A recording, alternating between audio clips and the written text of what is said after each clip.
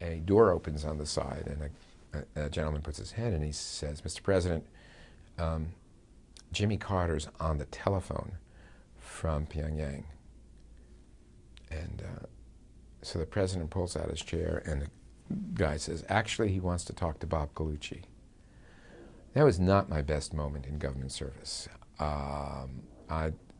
And so the president looks at me and says, "Go talk to him."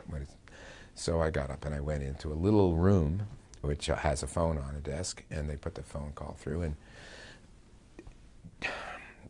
Jimmy Carter tells me, among other things, that he's been meeting with Kim Il-sung, and that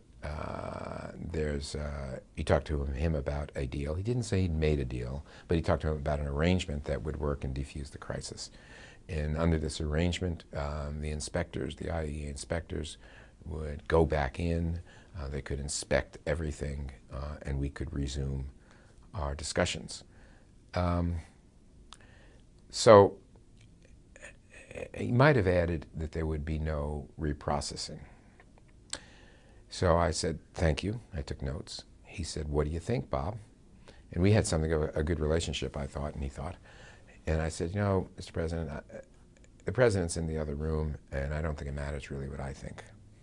So I says, "Well, call me back when you get a reaction." I said, "I can't. I don't think. I think I got this right. I don't think we're allowed to call North Korea, and probably not from the White House. So could you call us? Give us 2-3 hours, and then call us back." He said, "Sure." And then I was about to ring off, and he said, "Oh, and by the way, I've got CNN with me, and I'm going on CNN. I'm going to talk about this arrangement that could end the crisis." So I went back into the room, and everybody was waiting for this result. And I said, "Well," he said, like this, and this, and it defused the crisis, and then we can go back to the table. And somebody said, "That's not a very good deal." And they started, this is kind of where we left off. It wasn't a matter of inspections. It was a matter of what the inspectors could do. And then I said, "Oh, and he's going on CNN to describe all this." Sitting next to me was the Secretary of State. Next to the Secretary of State was Tony Lake. Next to Tony Lake was the President of the United States. Tony, who is as close a friend as I have in life, leaned forward and said, "You did tell President Carter not to go on CNN, didn't you?" And I said, "Well, he certainly wouldn't have listened to me. He had seen it." But he said, "But you did at least put the marker down, didn't you?" And before I could answer, the President of the United States of America said, "You did tell him not to do this."